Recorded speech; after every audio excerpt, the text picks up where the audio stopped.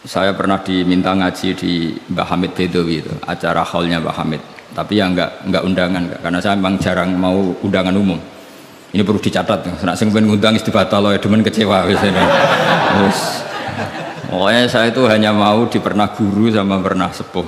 Itu saja sifatnya ada undangan. Saya datang terus karena saya datang terus ditunjuk disuruh ngaji, bukan undangan terus di banner itu kayak artis keribetan gitu.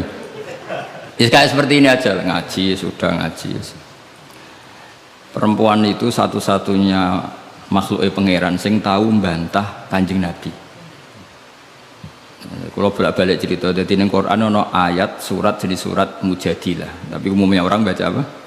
Mujadalah. Sebetulnya itu secara nuzulul ayat lebih pas dia namakan Mujadilatun apa? Karena Mujadilatun itu isim fa'il pengganti fi'il mudhari' yang di ayat qad sami Allah qaulallati tujadiluka. Dadi allati ing wong wedok tujadilu kang bantah sapa lati. Nah, pengganti fi'il mudhari' itu di nahwu itu isim fa'il karena zamannya sama. Fi'il mudhari' zamannya hal dan istiqbal, itu penggantinya hanya isim fa'il. Jadi kalau rajulun yadribu bisa diganti ad-daribu, paham ya? Rajulun yansuru boleh diganti nasirun. Berarti kalau hiya tadribu bisa diganti doribatun. Makanya kalau maknanya ya qad sami'a, teman-teman midanget sapa Allah qaulallati ing pengucapane wong wedok silailati tujadilu kang bantah sapa lati ka ing sira Muhammad fi zaujiha ing dalam babakan suamine lati. Watastaki lan nglaporno sapa wong wedok, nglaporno Kanjeng Nabi. Jadi Nabi seumur-umurnya itu hanya dilaporkan oleh perempuan. Nabi lho, ora trimo kiai Nabi itu dilaporkan. Jenenge wong wedok menawa trimo bojo enteng. Nabi wae dilapor. Jadi wong wedok Nabi wae dilapor. Dilapor ila wahi maring. Terus sempat terjadi debat. Makanya terusannya ayat wallahu yasma'u tahawurakum. Wallahu ta'ala yasma'u krungu sapa Allah. Tahawurakuma ing perdebatan sira loro. Itu perdebatane Nabi kalian perempuan itu. Muhawarah itu kalau dalam bahasa Arab itu perdebatan. Jadi muhadasa, muhawarah itu maknanya apa? Perdebatan. Makanya kalau orang latihan apa? Konversasi Inggris itu, conversation Inggris itu disebut apa? Muhawarah apa? Muhawarah. Muhawaratul lughat al-Injlisiyah, muhawaratul lughat al-Arabiyah. Itu debatnya itu wah luar biasa. Segamane Nabi kudu kalah wae muwara kekasih pangeran musa-musa wedok. Jadi khaulah itu wahyu. Pokoke ceritane kudu wahyu, gak oleh cerita elek. Khaulah itu wahyu. Mbah barkhat, mbah barbiye mulai iku pas sujud. Sing lanang wong Arab. Wong Arab iku gak mangan mendoan, gak mangan tempe. Iso mbok bayangno. Wong Jawa ngono bojone suci tenang ae mangane mendoan. Ambek sego jagung, jadi rawang ayu ya biasa wae.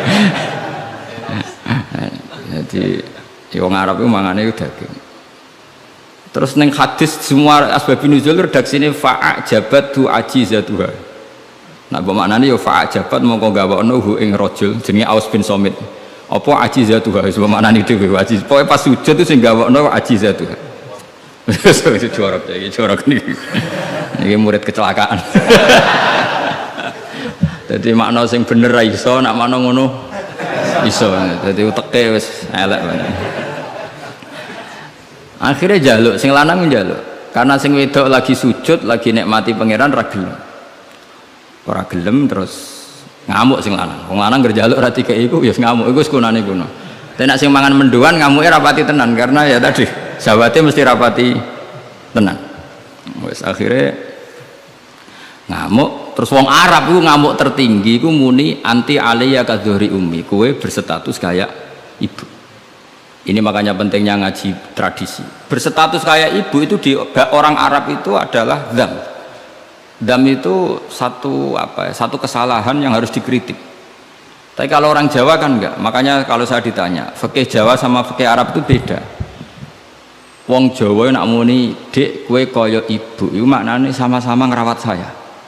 Makanya saya berpendapat tidak mesti secara fikih dihukumi zihar karena perasaan mengatakan kaya itu beda dengan orang Arab. Kalau orang Arab bilang kamu sudah kayak ibu, Maknanya selawas-lawas haram tak keloni, haram tak jima, haram tak kumpuli. Ini perbedaan apa? Kultur Arab Jawa. Maka fikih itu kalau yang sifatnya sosial atau kultural itu memang nggak bisa sama. Itu kan ibarat begini. Orang Jawa itu kalau dicekel jenggote itu kira-kira ngamuk tor, kira-kira. Tapi kalau orang Arab itu kehormatan. Saya jajal jenggote kang ngali cekel. Wes dianggap murid ra duwe sebenarnya wong Arab lucu. Berarti padha jenggotene cekel-cekelan wah. Kebayang enggak corong Jawa? Wong Arab nak seneng wong, nu sirahe dicekel-cek diwambung mbombonan. Nanti kula delok ora mentolo. Lha kula nate kalian Mbah Mun teng Medina. Karena Mbah Mun orang alim alama dan beliau muammar sepuh, ada orang Arab seneng kalian ya. Yo dicekel-cek terus diwambung nih. Sing wong Jawa gak siap. Kowe enak ya sewate. Sewakal cek terus di. Enggak dicekel. Wis suruh wae Pak wong Arab. Sadate ngono. Cara wong Jawa kan repot. Cara wong Arab itu sehingga saking mangkelnya si lelaki tadi bilang anti aliyah kadzuhri umi, kamu sudah berposisi kayak ibu fi hurmatil jima wa fi hurmatil mulamasa wa fi hurmati kata wa kata, sama-sama haram dikum. Setelah itu getun deh, waduh bojo ayune ngene kok tak dihar itu sama dengan tolak bain. Sing wedok ya getun, sing lanang ya getun. Jika cerita lapor ning Kanjeng Nabi, sing lanang tok sing lapor. Kata Rasulullah, nah ini menunjukkan betapa perhatiannya Allah pada ketentuan hukum.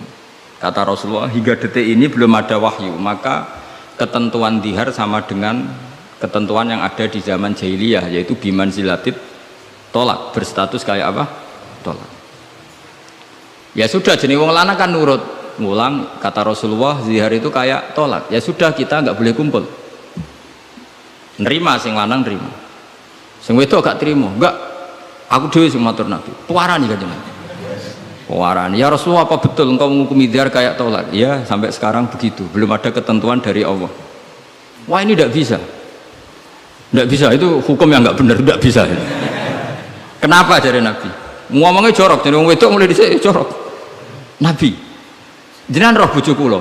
Yo ngerti dari Nabi, yo ngerti. Akala syababi wa afna umri wa nasartu lahu batni. Terus ayat hatta idza akala syababi terus ngomong terus. Enak wae sakniki dihukumi tolak. Kula riyen wayu kinyis-kinyis, sakniki wis rapati ayu. Mergo wis tuwa. Anak kula kathah. Cara hukum tolak zaman kula ayu ora masalah dipegat, kula golek bojo jek gampang, tapi aku saiki wis tuwa. Meskipun isih ayu, tapi meskipun isih ayu. Jenengan ngertos wong lanang. Anak kula nak dirumat bojo kula mesti terlantar, mesti katut babon. Jenenge wong lanang duda iku mesti katut babon. Nak tarumat kula anak kula kelaparan, wong kula rondo wong wedok. Jadi enggak bener hukum tolak. Dikaji malih. Jadi Nabi lho dikono iku Nabi. Nabi ya tapi hukumnya sementara ngono. Aku iku nabi yang ngenteni wahyu. Ya wis pokoke ngono. Pokoke ampun putusno tolak riyen. Tak tinggal mulai sakniki. Pikir-pikir ya. Mulai. Jenenge wong wedok. Sekondang tenan pokoke. Mulane ning sorane ora ana surat rijal, ana surat apa? Nisa. Jadi juara. Mulai. Tapi itu justru ngetokno nak Rasulullah itu nabi. Jadi barang sing kowe ra seneng itu kadang dadi dalailul ijaz, dalil mukjizati Quran, dalil kenabiane Kanjeng Muhammad sallallahu alaihi wasallam. Itu enggak ada yang dengar debatnya Nabi dan Khawlah, namanya Khawlah, perempuan ini namanya siapa? Khawlah. Aisyah itu di kamar itu ndak pati dengar. Kok mau alamat-alamat ana wong wedok nglabrak Kanjeng Nabi ngono tok kenangan Aisyah, sapa wani nglabrak? Terus bakas sopo, terus nggak pati detail. Sayyidah Aisyah itu dengar nggak pati detail. Singkat cerita, pas perempuan itu teranan. Ini tak ijazahi wong wedok-wedok sing judes. Nak wis judes menisan dadi wali, pasti didengar Allah. Mulai nang kamar itu terus sholat. Kan mau wis suci bakasane. Tapi iki sholat tenan, mau nggo sholat bar suci iki sholat tenan. Sholat tenan. Allahu Akbar. Gusti, niki wonten hukum yang sangat merugikan saya. tolong jenengan sebagai Tuhan, Nabi ini jenengan kandani hukum niku. Hukum niku kan ngerubah. Piye? Pangeran. Iku apike watas taki ilang. Lah perempuan saiki nak judes mbek sing lanang ku gak barokah. Mergo kondo mboke kondo dulure. Lah iki sing ra bener. Dhisik ora, tapi watas taki ilang. Jadi gak lapor sopo-sopo, lapor pangeran. Ya Allah, hukum ini tidak fair, itu merugikan saya. Tolong Nabi ini jenengan kandani, kayak wahyu terkini. Nah hukum itu tidak seperti itu. Mohon Gusti, jenengan harus mendengar saya. Lah pangeran itu, terus pangeran nurono ayat itu wallahu yasma'u tahawurakuma. Malah dimulai ayat qad sami Allah. Allah benar-benar mendeng. Jadi wong wedok nek ngomel, pangeran wae ngrespon. Pangeran wae ngrespon. Ijek dikei kot tuh banget oleh ngrespon. Dadi ngomelan kowe bojomu ngamuk iku mbok respon niru pangeran. Nah pangeran betah wong la tadurruhu maksiatun wala tanfa'uhu taatun. Pangeran orang ngomel kan tenang wae, ora bakal kena madharate. Tapi nek kowe bertahan, iso kena ompreng. Jadi kira usah niru pangeran karena ya beda kelas no. Akhirnya sujud tenani pangeran. Pas dekne sujud, Jibril teko ning Rasulullah. Dia di rumah, Rasulullah di dalam. Perempuan tadi di rumahnya. Qad sami Allah qala allati tujadiluka fi zawjiha wa tashtaki ila Allah wa wa yasma'u tahawurakum. Innallaha sami'un basir. Sak terus. Nangis wedok mau ditimbali Kanjeng Nabi panggil perempuan itu. Apa yang dia munajatkan sama Allah diterima. Dan Allah meng-ACC keinginan dia bahwa zihar itu tidak seperti tolak. Tambah nangis sama itu jenengan lu nabi tenan padahal kalau lapore ning kamar jenengan krungu. Mergo akhirnya itu sono ketentuan alladzina yuzahiruna minkum min nisaihim ma hunna ummahati in ummahatuhum illallahi waladina. Jadi akhirnya pangeran nganggo ilmu status. Nah, saiki umat ya kayak sing statusan niku perkarane. Pangeran nganggo hukum napa? Status. Status itu begini, yang namanya ibu itu siapa? Ya definisi ibu adalah orang yang melahirkan kamu. Saya ulang lagi, yang namanya ibu itu siapa? Orang yang melahirkan kamu, itu namanya seorang ibu. Yang namanya istri siapa? Orang yang halal kamu keloni, kamu jima, kamu hubungan intim. Nah ini penting, harus vulgar, kayak Hamdani kabeh sesuai. Sehingga definisi ini harus tegas. Yang namanya ibu itu siapa? Orang yang melahirkan kamu. Yang namanya istri, orang yang halal kamu gaulin. Asal pas gelem loh, nak ora iso kena rancangan KUHP. Penjara. Penjara. Soben, itu mesti sing bojone ayu, sing akeh di penjara. Tak sing bojone elek kan gak ono pemaksaan ya. Jadi kowe kudu termasuk sing di penjara ben ketara bojone. Dan ini kok nak disidang, kenapa kamu maksa istri kamu mau? Sing tahan mbek wong ayu sapa kan? Kan keren. Tapi misalnya di Swidang bojomu elek merongot. Pertanyaannya hakim, ngono wae kok ora betah. Kan elek gitu. Kan gak pantas banget. Oh isin lho cara sidang ngono. Bojone wae elek. Bareng di sidang. Orang-orang ini pertanyaan, wong ngono kok ora kuat ngempet kan ngono. Tapi nak wayu terus kira kuat ngempet kan hakim kan. Mesti pikir-pikir. Ketoke pantes.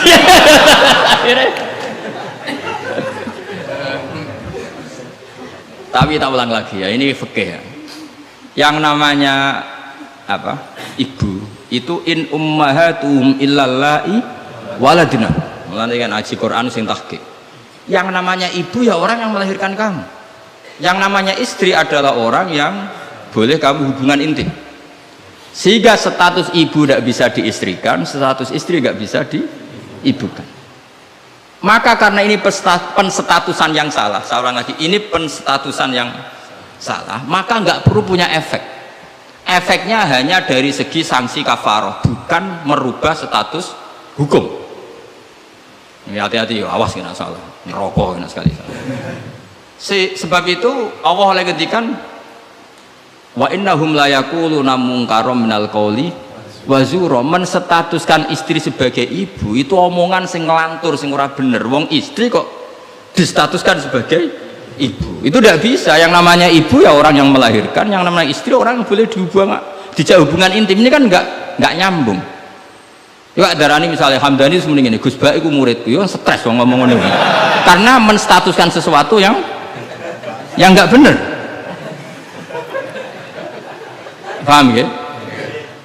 Misalnya kue turunan Tunggul Ametung terus ngerasa oleh mulia timbang Habib kan ra bener wong tok Tunggul Ametung kok ape saingan nasab yang tok Rasulullah kan wis ora bener. Sesuatu yang nggak bener itu nggak perlu didengarkan. Maka hukumnya apa? Ya ibu tetap ibu, istri tetap istri. Soal nanti karena kesalahan ngomong hanya disuruh bayar kafarah. Tidak otomatis istri berstatus kayak ibu yang haram dikumpuli selawase lawas. Itu hebatnya Quran. Jadi omongan salah itu nggak perlu didengar. Ya, mulane nek ana mubalek atau ustad, saya ini punya otoritas untuk fatwa ngajine ning ndi. Wong sorope ra iso wae fatwa iku piye. Mondoke iku ning ndi? Zaman mondok ora tau munggah bareng dadi kiai kok mletene ra karuan. Ngono iku kudu ditakokno kanca sak kelase. Iku ngerpek ta ora terus nak ra mlete dibarno, tapi nak mlete kudu dielingno. Utawa golekno gurune. Oh, nak sekolah ngadeg terus ora tau. Karena Allah itu tidak ingin ya agama dibuat main-main. Agama itu jelas, aturan mainnya jelas. Jadi makanya in ummahatuhum illallai waladunahum. Yang namanya ibu ya perempuan yang melahirkan. Sehingga jelas, aturan mainnya jelas. Semenjak itu Nabi mencabut tradisi jahiliyah yang menstatuskan dihar sama dengan tolak. Paham ya? Jadi hidup itu harus jelas. Sama seperti Quran juga gitu. Quran itu sakral, nggak mungkin salah. Kalau ada salah berarti salah penafsirnya, salah penerjemahnya. Quran tetap terbebas dari kesalahan itu semua. Karena Quran itu sakral. Misalnya orang ngomong kiamat itu berdasar hitungannya Quran, itu tahun 2012. Nyatanya genane rasido kiamat. Sampai kulo sering tak SMS konco-konco kulo sing kiai. Gus ngenteni kiamat teng pundi? Terus nang kene lho nang omahku mbek ngopi ya. Kiamat kok. Ngono sing wedi yo akeh perkarane apa napa? Kiamat 2012. Nah, rencana aku ben sesuk. Wong ora melok gawe kiamat kok geger. Wong Rasulullah sing kekasih pangeran wae ndak dikasih tahu kapan. Israfil itu sing go trompet ngalor gitu. Kowe ora ngerti kok.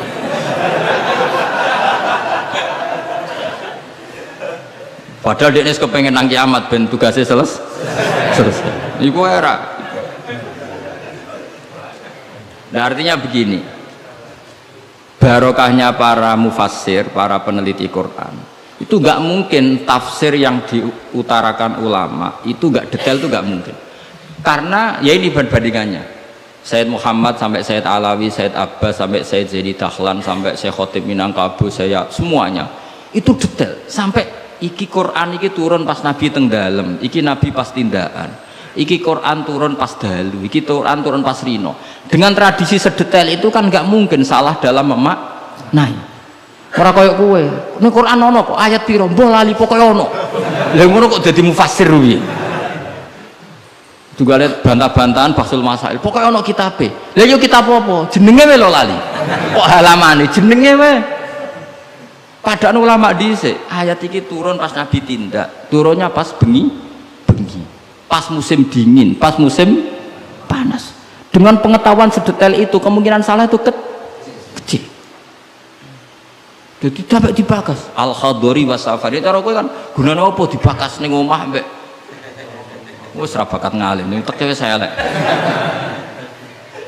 Sajane kan iso ditebak, misalnya ngene, kowe tukaran mbek bojo ge apaan?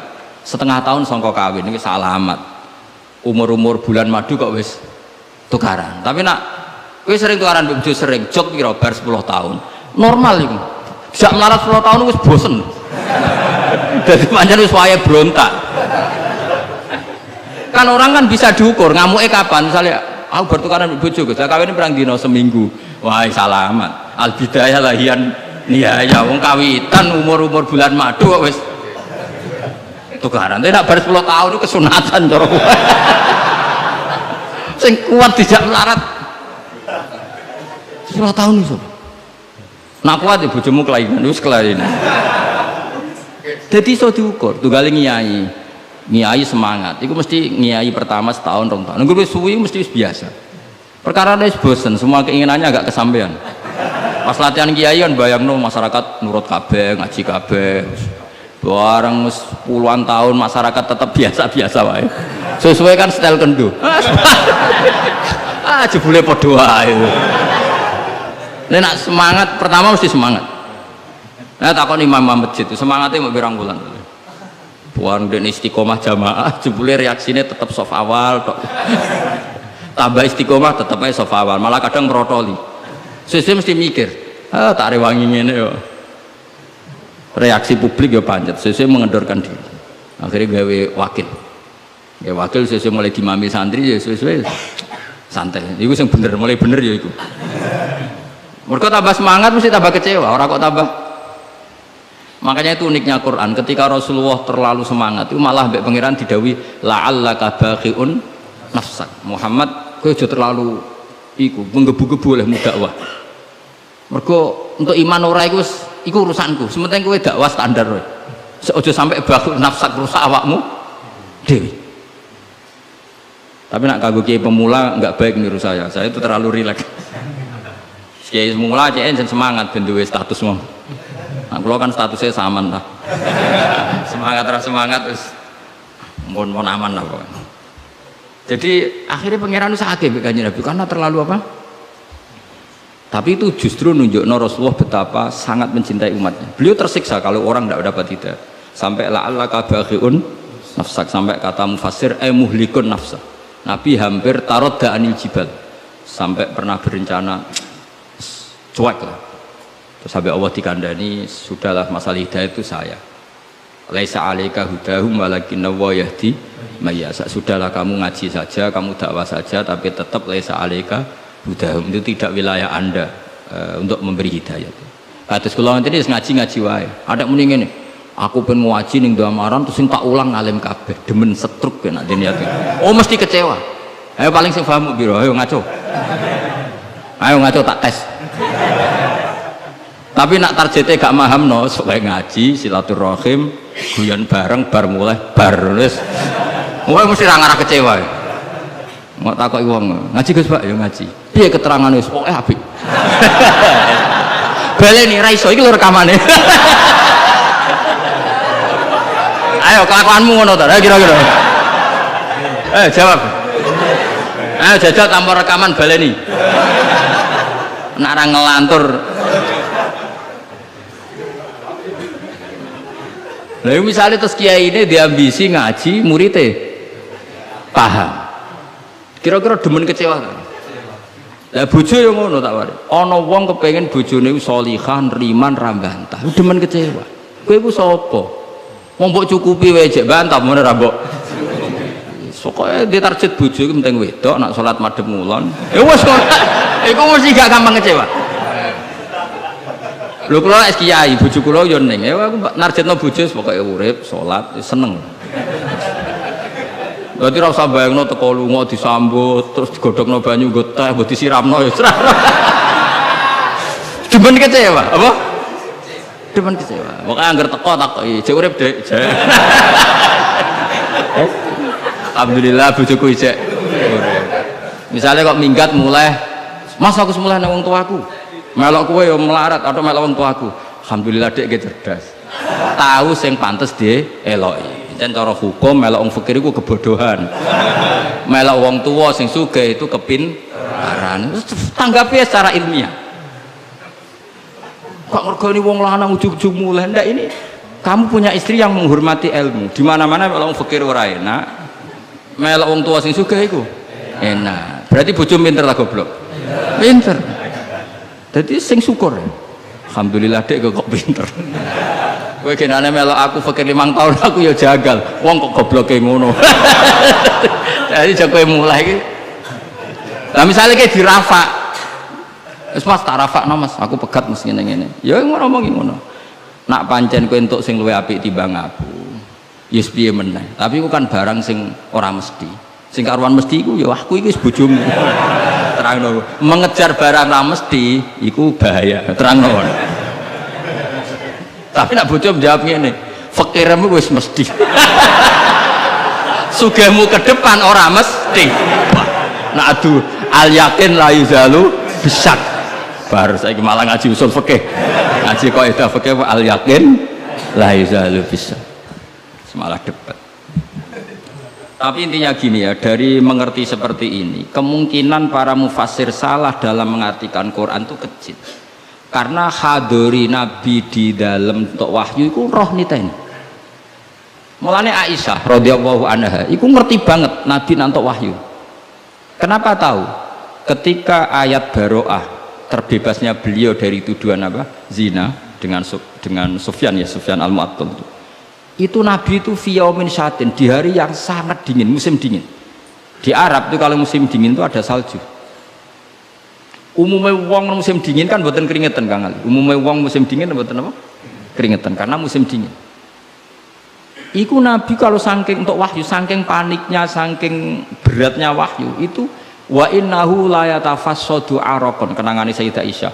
Beliau itu bercucuran keringat padahal fi yaumin syatin, di hari yang sangat dingin. Sehingga Aisyah tuh kaget, wah berarti Nabi untuk wahyu. Ternyata wahyu itu adalah pembebasan Sayyidah apa? Aisyah dari segala tuduhan apa? Zina. Kayak apa ulama itu?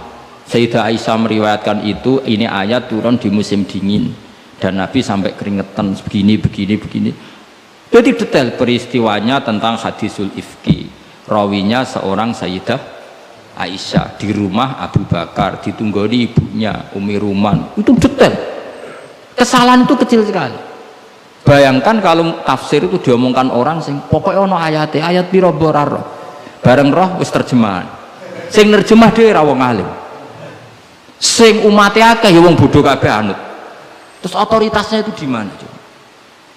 Bayangkan ulama dulu wis alim, diuji oleh orang alim, dia murid alim, dikontrol oleh orang alim.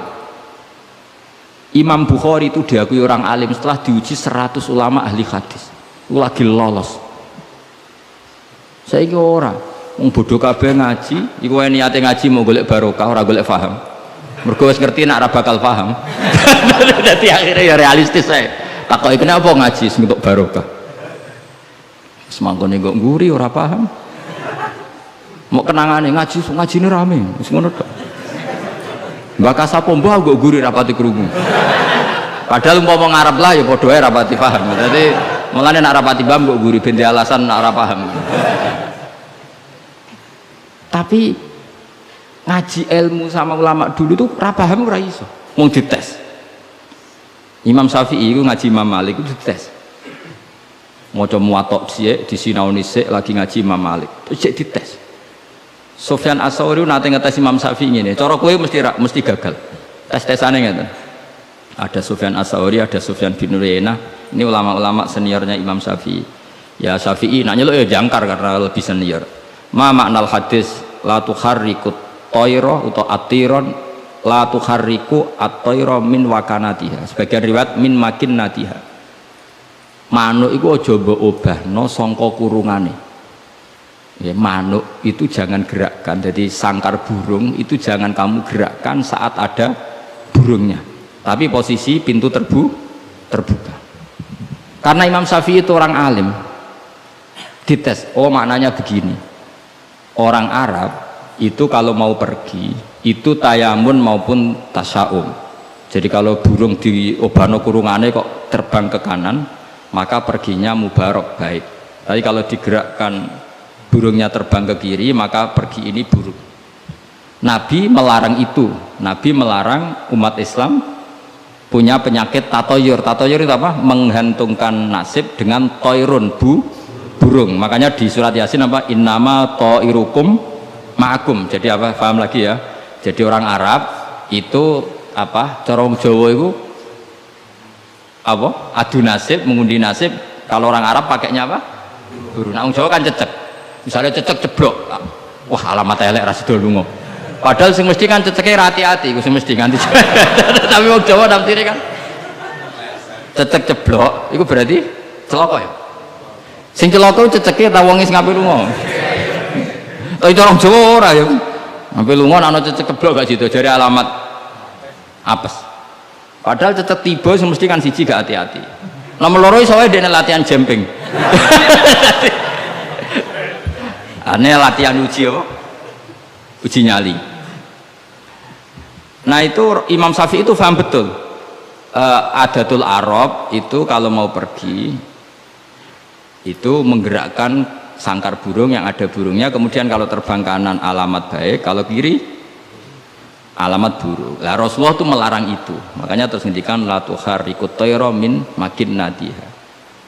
Akhirnya terus kata Sufyan bin Uyainah, ya Abu Abdillah qad analaka antuftiya, kamu sekarang berhak fatwa karena sudah alim. Cara sing ditakoki kowe, aja geman ya manuk mbok obah-obahno. Kurang pegawaian terus pundi. Karena uteke wis ora sambung. Ya ya cung aja geman manuk ning kurungan mbok obah-obahno. Mesti jawab sampean, kurang pegawaian tapi kok manuk apa? Tapi Imam Syafi'i tahu betul maknanya adalah apa? Rasulullah tidak ingin orang menggantungkan nasib dengan pergerakan burung. Dan itu adatnya orang Arab dulu-dulu. Makanya no inna tatoyarna. Jadi tatoyur itu maknanya apa? Menggantungkan nasib dengan melihat arah terbangnya apa? Burung. Mulane diarani toir. Toir itu dari kata toirun, apa? Burung yang terbang. Kalau terus nanya. Jadi kalau sampean tanya kenapa ini dipelajari hadori, safari, laili, nahari, saifi, sitai, dengan otoritas seperti itu maka kemungkinan ulama salah itu kecil karena jadi misalnya gini, Rasulullah itu suka dahar daging, ya sudah kita tafsirkan hanya ada momen di mana Rasulullah itu suka dahar daging. Rasulullah itu sering lapar, ya maksudnya ada momen yang Nabi itu milih lapar. Rasulullah itu suka dahar, ya ada momen yang Nabi itu suka dahar. Tanpa itu nanti makna hadis itu kacau semua. Apa?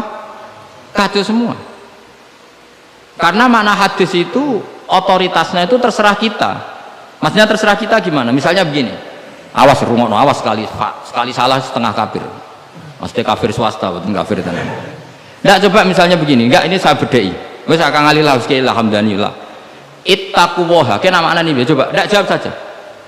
Ittaqu wadiya sira kabeh. Takutlah sama Allah. Dengan cara apa coba? Wah, aku mbek Allah wedi terus kabeh melayu menghindari Allah.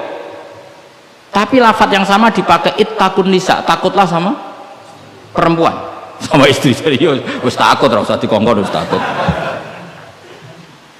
Ada lagi misalnya nyuwun sewu ittaqul hayyah, kamu takutlah ular.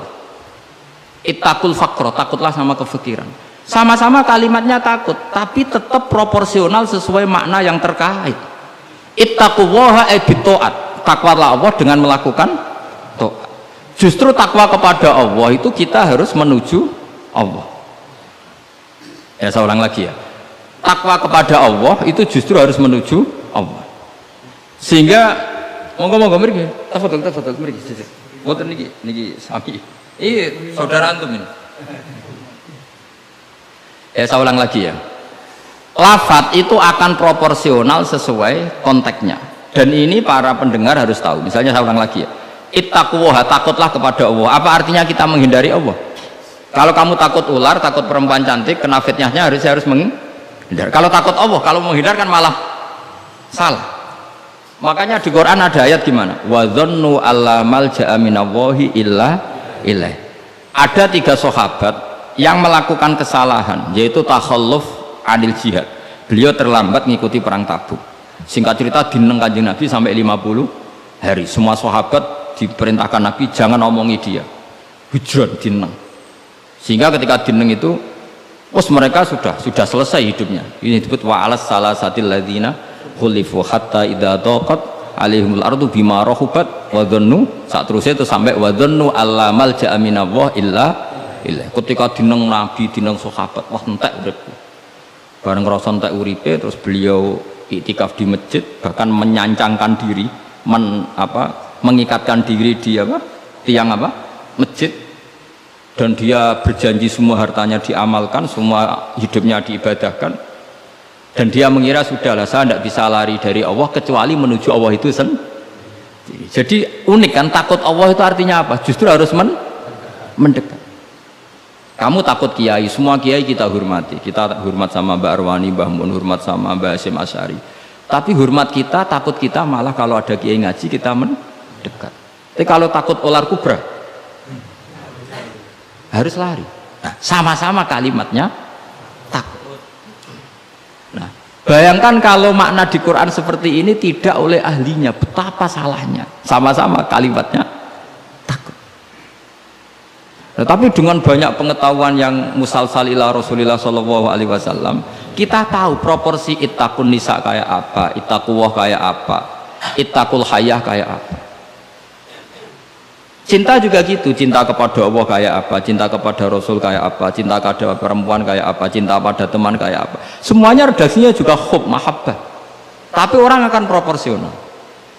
Makanya ulama itu kalau ngendikan lafadz yang sama itu ditafsiri beda-beda. Misalnya gini, yang paling terkenal, nak kira atau krungu ya kebangetan. Innallaha wa malaikatahu yusholluna 'alan nabi. Wassalat minallah ar-rahmah wa minal malaikah istighfar wa minal adami tadarruun wa du'aun. Coba, Allah itu kan di atas Rasulullah Muhammad. Apapun hebatnya Kanjeng Nabi kan di bawah Allah. Berarti Allah di atas Kanjeng Nabi. Maka ketika ada ayat gini, innallaha saat temen Allah Ta'ala yusolli misalnya, maca sholawat sapa Allah, mosok macane sholawat Allah muni ngene, Allahumma sholli ala Muhammad, lho Allah dhewe kok muni Allahumma terus piye kan gitu, paham ya? Tentu redaksine Allah ya usolli ala Muhammad, saya menambahkan rahmat kepada, ya langsung jadi usolli ala Muhammad azidu alaihi rahmatan, saya menambahkan dia tak kasih rahmat. Wa minal malaikati istighfarun, ketika seorang malaikat disebut membaca sholawat kepada Nabi, artinya malaikat memohon kepada Allah supaya menambahkan sholawat atau istighfar. Nah kita ini kan wong sombong, kita semua ini nak wong sombong, nak dongakno Kanjeng Nabi, wong kowe dhewe nasib ora jelas kok dongakno wong sing jelas. Ya demen diguyu malaikat. Ya Allah, tolong ya Rasulullah itu jenengan sakit ini, nak ora bahaya kafir. Maka ketika kita baca sholawat kepada Nabi itu bentuk tadarruk kita, bentuk DPDP kita. Ya Allah, jasanya Nabi yang begitu banyak, saya tidak mungkin membalasnya, sehingga urusan balas membalas budinya saya pasrahkan jenengan. Sehingga sholawat dari kita itu pengganti doa jazallahu anna Muhammadan bima huwa ahlu. Balaslah ya Allah Rasulullah Muhammad dengan status yang beliau miliki, karena kita ini utang jasa tapi tidak berkutik mau balas pakai apa. Sehingga sama-sama sholat, minallah maknanya pemberian, dari malaikat maknanya istighfar, dari kita maknanya tadarruk, semuanya katanya sholat. Jadi makna itu pasti ada proporsinya, ada apa? Proporsi. Dan itu lama tahu. Sehingga kemungkinan salah itu kecil, karena dari awal dianalisis tadi ada ayat khadoriyah, safariyah, lailiyah, nahariyah, sehingga detail. Nah barokahnya ngaji ini kamu kemungkinan mufassir ulama dulu salah itu kecil sekali, karena tadi terhitung, bahkan per kalimat itu terhitung. Sampai ada guyonan ulama, kalau kamu ingin tes doktor tafsir itu ada satu kata, sak kalimat, orang sak kalam, sak kalimat yang diturunkan Quran. Itu ketika ada ayat wa kulu washrabu hatta yatabayyana lakumul khaytul abyadu minal khaytil aswad, dhisik waqaf. Minal aswad itu waqaf. Sehingga sahabat itu kalau bulan Ramadan, kalau malam-malam dulu kan tidak ada listrik. Itu di pintunya Kang Ali, di pintunya itu dikasih benang hitam sama benang merah. Jadi agar jimak bojone didelok. Orang ketok aja oleh, berarti kan gitu. Kok orang ketok ijek oleh mangan ya gitu, mangan tengan mangan nginceng neh, oh orang ketok berarti, karena ukuran menjadi gak boleh makan minum itu apa, sehingga benang hitam terbedakan dari benang putih dalam pandangan mata. Ya begitu terus. Ketika Rasulullah dilapuri itu, dilapuri wong salah paham mau udah masang apa benang, mana santri sing nakal benangnya cilik benang ketok-ketok. Nah benangnya gede kan gampang ketok. Akhirnya Jibril teko, orang ngono mat maksudnya umatmu salah paham. Iki aja ana sak kata suruh tak turunno minal fajr. Dadi minal fajr itu satu-satunya contoh ning Quran sing turun mau sak kalimat tok. Dadi Jibril kok langit medhun ning bumi, iku mau nggawa minal fajr. Ya sakake akhire kok langit tok bumi mau nggawa apa? Minal fajr. Iku Jibril mau turunno apa? Minal fajr. Satu-satunya contoh Quran turun sak kata, sak kalimat, ora kok apa? Sak kalam rak musnad sampai musnad ilah. Saya teruskan malih ya. Jadi kemungkinan para ulama salah itu kecil karena tadi sanadnya musalsal ila Rasulillah Shallallahu alaihi wasallam. Sampai ketika ayat itu dibaca Nabi saat di rumah Sayyidah Aisyah, temanya adalah pembebasan Aisyah dari tuduhan apa? Zina, terus peristiwanya sama siapa, tuduhannya siapa, yang menuduh siapa, itu detail sekali. Yang menuduh adalah orang-orang munafik. Terus Sayyidah Aisyah tersiksa karena omongannya si A, si B. Ini detail sekali. Nah, barokahnya detail itu kemungkinan salah itu kecil. Andai kan itu tidak detail, maka orang akan menafsirkan ayat dengan makna am, dengan lafadz am, dan itu bahaya. Misalnya lafadz am gini, innal insana lafi khusr, semua manusia pasti getun. Mosok Rasulullah masuk lafadz innal insana, masa para nabi, para wali masuk innal.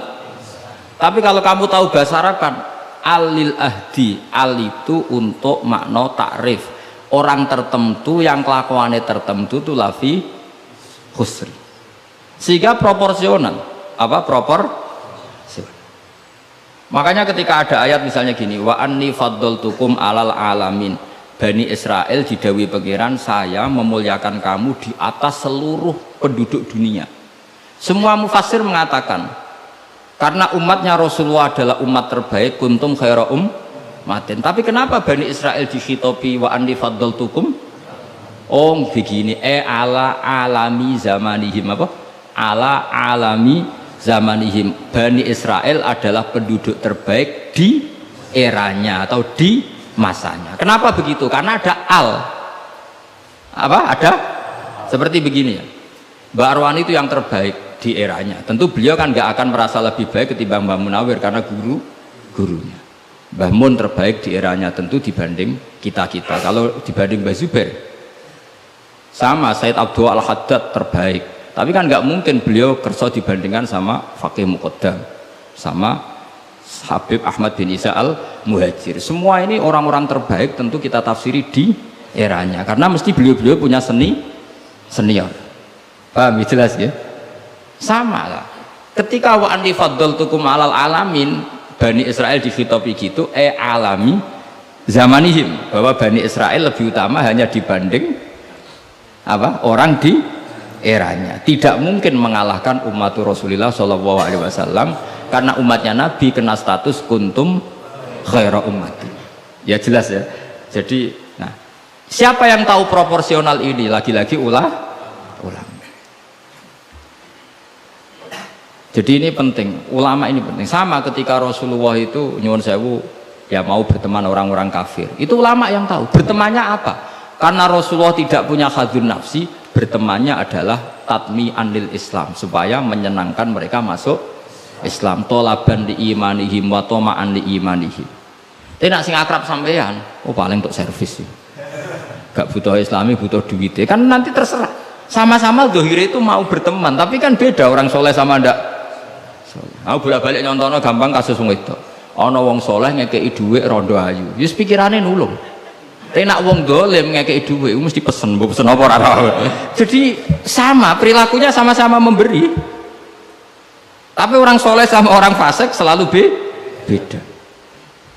Makanya Allah nak ngendikan itu sederhana, dan ini sangat sederhana tapi sangat dalam. Qul hal yastawil ladzina ya'lamuna wal ladzina la ya'lamun. Afaman kana mu'minan kaman kana fasiko. Sama. Lho coba kiai sama orang fasik ya ramah ya lomo. Enak menawa gelem dadi apik. Antar wong fasik ya sayang ya lomo, ben kena dadi anak buah, ben gelem ngedaro narkoba. Lomane padha, pemberiannya sama. Sing kiai memberi ben orang ini jadi baik, sing bandar narkoba memberi ben gelem dadi anak buah. Memberinya sama. Perhatiannya yang beda apa? Niatnya, karena tidak akan sama afamangkana mu'minang kamangkana fasiko. Lah saya ingin Quran itu dibaca seperti ini sehingga kualitas maknanya terjaga. Karena bawa koyok kue terus diterjemah, apakah orang mukmin sama dengan orang fasik? Jawab tidak. Itu bangunnya apa ujian masuk madrasah aliyah. Bocah orang karu-karuan paham itu. Jadi sing detail ya, ngaji Quran sing detail. Jadi afamangkana mu'minang kamangkana fasik. Makanya Rasulullah nanti ngendikan, dan hadis ini saya pegang betul, jangan geman salah faham sama orang soleh yang alim, karena motifnya pasti kebenar meskipun dohiri salah. Terus Nabi ceritakan habrun min ahbari Bani Israel, dulu itu ada orang alim dari Bani Israel, itu orang soleh sekali, alim sekali, tapi ketika beliau sodakoh itu dikasihkan sama maling. Fatahat dasan nas, orang geger, orang alim sodakoh mbek maling, kemana Kang Ali santri radikai malah maling. Kontroversi belum selesai, hari kedua dikekno lonte, dikekno wong nakal. Geger meneh. Ini orang alim kok malah ngamaling lonte. Geger. Geger belum selesai, hari ketiga dikekno wong sugih. Jadi 3 hari itu keliru terus. Tapi beliau orang alim, orang ini dipuji Nabi. Kata beliau begini, wong nganti dadi lonte iku kepen golek duit. Jadi wingi ku tak kei, nduk kowe Pak dadi lonte golek duit iki tak kei tapi ora usah dadi lonte. Fala Allah antas ta'ifa, saya memberi itu supaya dia enggak jadi nakal. Beda enggak ambek wong fasik sing ngekeki duit. Ayo beda to ora? Terus yo pesan terus copet itu dikasih, ditanya, kenapa kamu ngasih copet? Lah ya copet nganti nyopet golek duit, cung ora usah nyopet ya dina iki tak kei. Biasanya sedina untuk piro cung misalnya? Ya 500.000 wis kei 500.000 ora usah nyopet. Artinya apa? Sama-sama bentuknya itu ngasih, tapi motivasinya B. Sing paling sinis terakhir, wong sugih dikai. Wong sugih ya bingung, "Mbah ya iku lho sugih mbok kei dhuwit." Lah nganti kowe medhit, iku ora saking senenge dhuwit tak tambahi. Akhirnya isen sugih. Makanya masyhur itu. Jadi artinya gini loh, wong alim ora iso dipadakno wong. Makanya ketika Rasulullah SAW berteman dengan Nasara Najron, sampai Nasara Najron sowan ke Nabi konsultasi tentang agama, terus bagian riwayat Nabi menghormati mereka. Itu beda dengan kita. Kita seperti itu nggak boleh niru-niru amat karena konteksnya beda. Kekuatan kita, iman kita dengan Nabi itu beda. Tapi tetap ini menjadi hukum, siapapun boleh menganalisis sesuai fahamnya masing-masing, tapi tetap beda. Saya ulang lagi, tetap beda. Karena tadi misalnya ono wong alim soleh terus senengane mulang rodo-rodo ayu, ya kita harus husnudon. Paling banter sangka bodoh dadi pinter, sangka nakal dadi solihah, sangka kedonyan dadi eling akhirat. Ya motif utamanya seperti itu. Senajan kok akhirnya kecoba hamdari terus ono sing diwayo, ya tetap halal kan diwayo.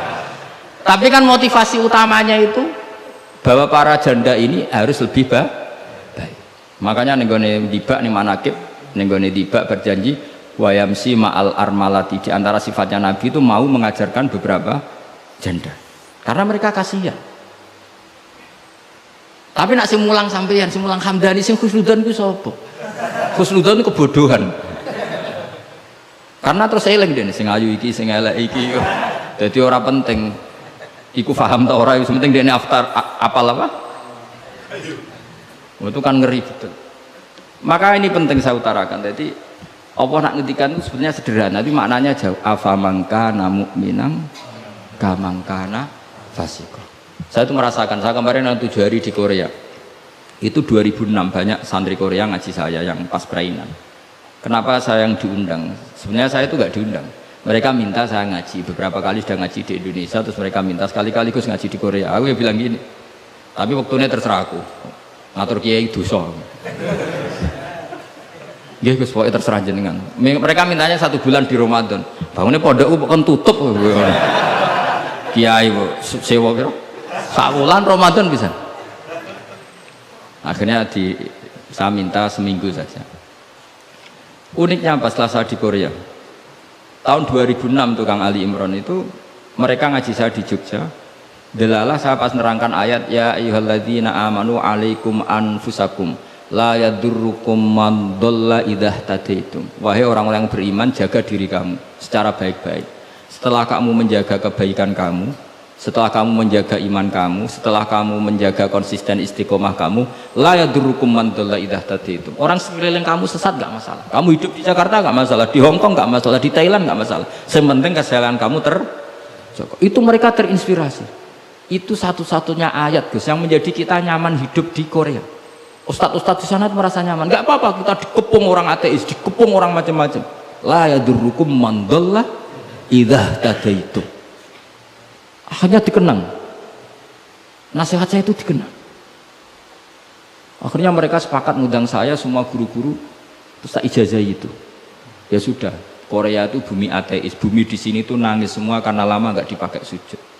Padahal lakal hamdu mil'us samawati wa mil'ul ardi, bahwa memuji Allah itu harus memenuhi langit dan memenuhi bumi.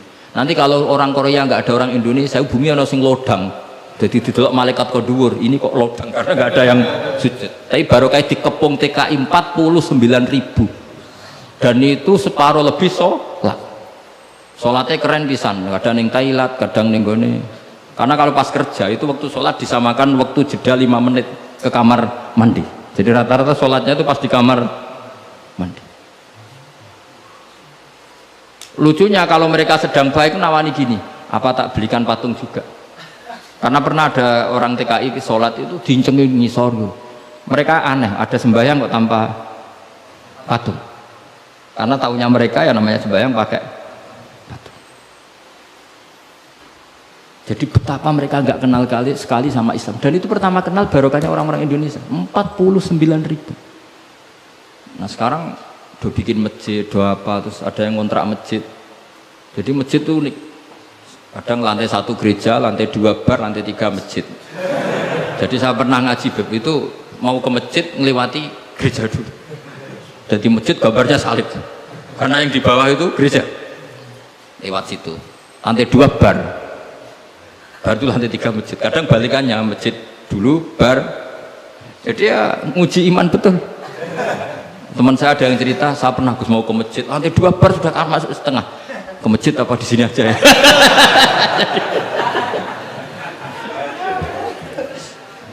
Tapi ya tadi, makanya kita semua syukur betul umatnya Rasulullah Shallallahu Alaihi Wasallam itu dikawal Quran ila yaumil kiamat. Jadi yang dikawal Quran bukan orang Kudus saja, bukan orang yang daerahnya mayoritas Muslim saja, termasuk orang yang di Korea, di Uni Soviet juga dijaga Quran. La yadurrukum man dhalla idza tadi. Saya punya dokumennya ya, orang-orang Rusia Kang Ali ketika Uni Soviet itu mengkooptasi 100 tahun. Itu orang-orang Islam turunan Uzbek, turunan Syria, turunan Arab. Itu kalau ngajarkan tauhid itu di basement, di bawah tanah. Karena mereka dipaksa menjadi komunis. Tapi Allah itu maha kuat. Allah huwal qawi, Allah itu zat yang kuat, gak terkalahkan. Mereka selalu ngajar anak-anaknya di bawah tanah untuk ngajarkan tauhid. Dan doa mereka didengar Allah. Akhirnya Uni Soviet hancur menjadi negara persemakmuran. Tapi sekali menjadi negara persemakmuran langsung menjadi negara Islam, yaitu Ceknya Uzbek, Tajikistan. Laukanu khina kufrihim tidak belajar Islam maka tidak bisa mendirikan negara Islam. Tapi karena mereka ketika dikooptasi Uni Soviet tetap belajar Islam, sehingga pertama merdeka langsung negara Islam. Andai kan mereka sudah meninggalkan Islam secara pelajaran maka tidak bisa mendirikan negara Islam. Tapi mereka ketika dikooptasi tetap belajar Islam meskipun sembunyi. Sebenarnya itu jenenge la yadurrukum man dhalla idza tadaitum. Jadi orang sekeliling kamu sesat gak masalah, asal komitmen kamu sendiri tercerahkan atau mendapat hidayah. Dan saya itu ingin ya Quran seperti ini tuh mancep ning umat Rasulullah Shallallahu Alaihi Wasallam. Jadi eling-eling ya ayyuhalladzina amanu alaikum anfusakum la yadurrukum man dhalla idza tadaitum. Jadi kamu tidak usah takut sama. Kayak apa Jakarta? Jakarta kata orang banyak kota maksiat gini-gini. Itu tidak benar. Banyak orang-orang alim. Siapa yang nggak ngerti Habib Mundir di era modern? Sampai majelis Rasulullah besarnya juga di Jakarta. Siapa yang nggak ngerti keluarga Kuitang? Orang-orang alim yang non habaib juga banyak. Dulu ada Mbak Syafi'i, sekarang ada Pak Sukron Makmun, Pak Nur Iskandar. Banyak teman-temannya bapak yang alim di Jakarta. Santri saya yang Jakarta ya banyak. Muhibin saya Jakarta ya banyak. Karena ketika orang itu baik, itu la yadurrukum man dhalla idza tadaitum. Uni Soviet kayak apa dikjayanya?